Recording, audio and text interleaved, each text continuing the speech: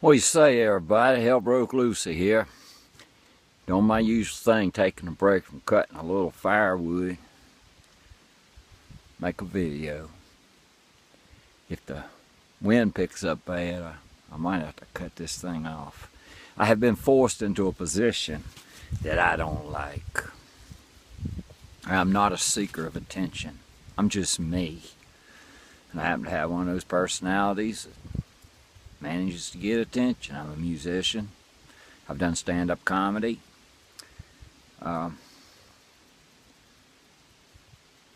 addressing the assholes who label me as a stark, raving, angry lunatic. You ever watch Stephen Colbert? His character, that's a character he plays. Now, he's real underneath that. But when he goes and takes over Jay Leno, you're not going to see that same character. I'm an actor. It doesn't mean that what I'm saying I don't mean. I mean every goddamn word I say about religion and politics. You'll never catch me in an intentional lie. I'll make a misstatement now and then. I am full of life. Let me tell you something about me. I'm altruistic.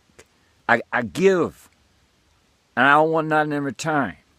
When I was a truck driver, I single-handedly prevented 2 children from being abducted. One at the rest area between Washington, D.C. and Baltimore on 95, and another on Interstate 70 just west of Indianapolis. I can read the street. I'm at home in the mountains, and I'm at home in the suburbs, the cities, anywhere. I can read people, and I could tell some shit was going down.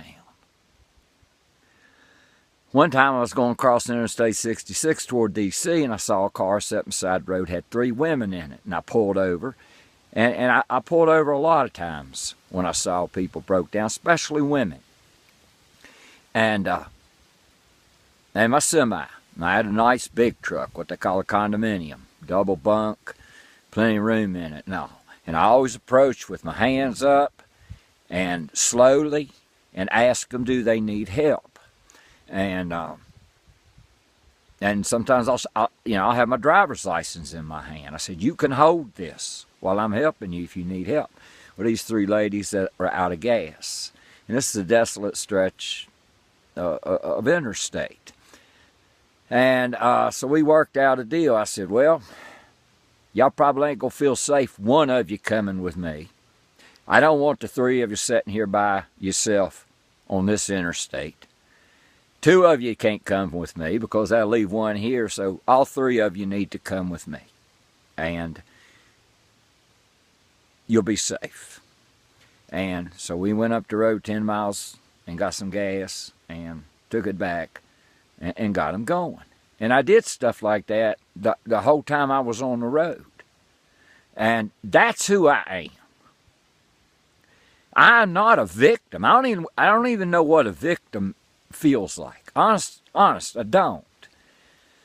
I use my life experience of honestly being born into the cult of Jehovah's Witnesses, who next to the Amish are the strictest religion in the United States of America. They practice the fucking Bible. They don't cherry pick. I grew up in that. I'm not a victim. I didn't choose that. It cost me my family. And now there's a particular son of a bitch, goes by Blackbeard. I'll call you by your fake name because you're too nutless to have a real name and a face. Mocked that. You're just pissed because you lost your family. How low can that bastard go? If my daughter lost her daughter right now, I don't see another happy day left in her life. I lost my family. The Bible says that you kick out the family member that won't bow to Christ. Well, I couldn't. I saw that the Bible was a lie. And there's no feelings, no words that can describe those feelings. It's not victim, goddamn you sons of bitches. I want to shed light on what the world is so apathetic about. The horror that comes to millions of lives, not just Steve McClung, Hellbroke Lucy. I'm speaking for millions, and what breaks my heart is when I see teenagers and hear them on Facebook, their family don't want nothing more to do with them because they don't believe in the Christ that never existed. It's a fact. I'm sorry. You can't deal with it.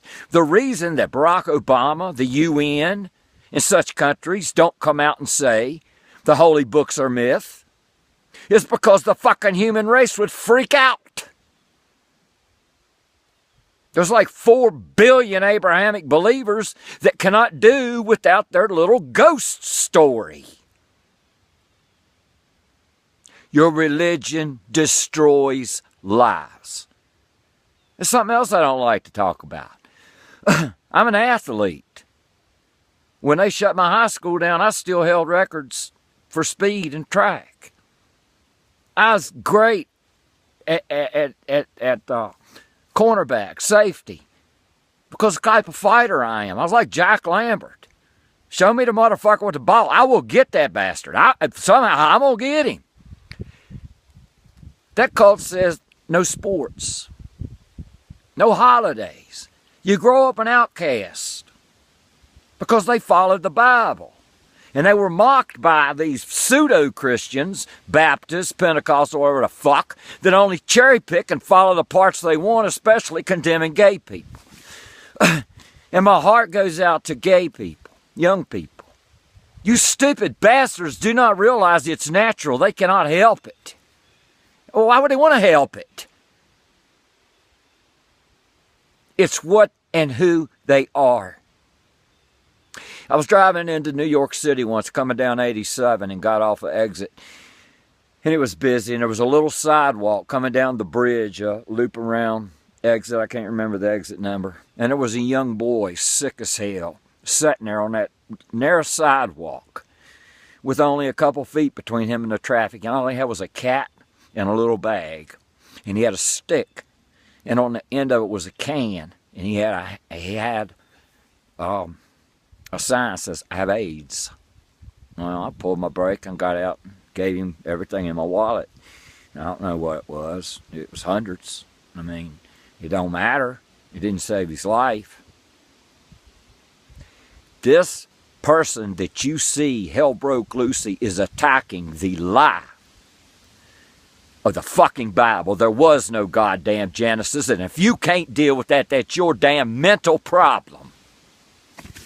The Protestant and Catholic churches are the rape capitals of the world. I got a picture, and we'll upload it and make a hell of a meme out of it here today or tomorrow or something. Calvary Baptist Church down the road says, the hospital for sinners.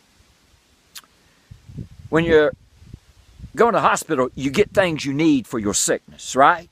Well, you goddamn right it's a hospital for sinners. Because most of the preachers covet your money.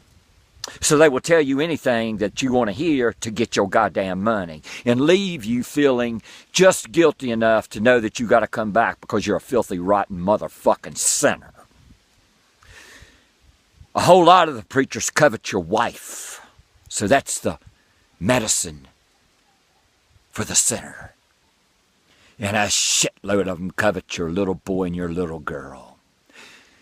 I post a story almost every day on God's Screw, my anti-religion page, about the filthiness of the preachers. And you know what makes it such a terrible goddamn lie? A whorehouse don't lie to you. A casino don't lie to you. You may damn well lose all your money when you leave there. The church lie says you're safe in here, under that steeple. That's the symbol for the penis. You're safe in here, under that cross. That's the pagan symbol for intercourse. The religious don't even follow their Bible. You use it to beat the shit out of human rights. See, this is what you call the angry, This is the weapon. I use my rage against that horror to do my little part, to destroy it, so that I can help 1, 2, 10, 100 people say they don't have to live that way anymore. And in my communications with these people, I tell them truthfully, it's going to get lonely sometimes, and it's going to hurt. And every day, my friends say, I was unfriended because I came out atheist. Simply because they said they were atheists, good Christians unfriend them immediately. I am not the low rat shit that will unfriend a person because they say they're Islamic, say they're Jew, say they're Christian. Now, if they come condemning me to hell and telling a bunch of lies, yeah, then I'll unfriend them. We're the outcasts. We carry the truth. Copernicus was in the church, and he was the only person in the fucking church that was right. And the church killed him. And Bruno, he was the only one that was right. You, the entire church, was wrong. Galileo was the only one right. The entire goddamn Catholic Church was wrong. They put him in jail.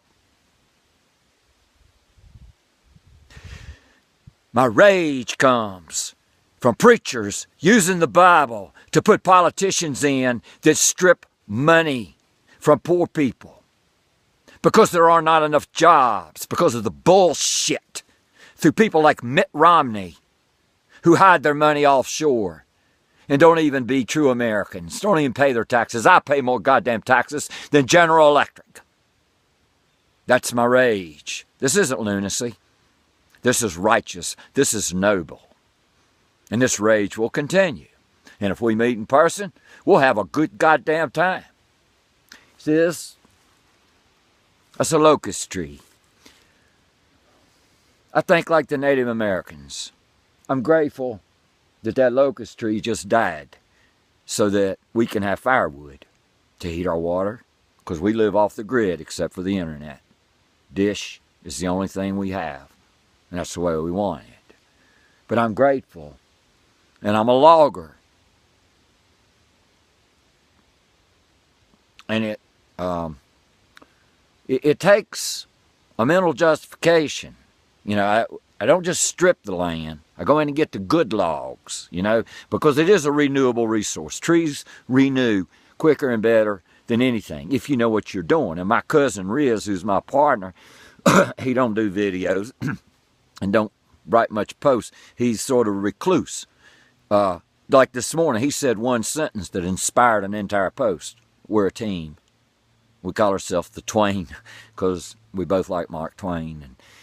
And he feels the same way.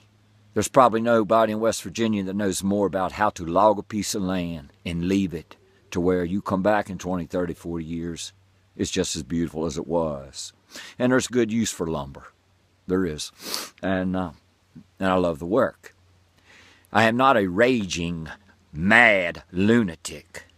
I despise religion and the murder of lives. Religion has been the #1 source of murder since the inception of religion.